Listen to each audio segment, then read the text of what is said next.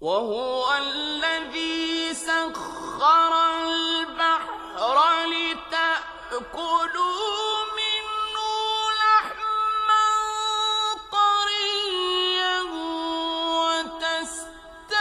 وتستخرجوا منه حلية تلبسونها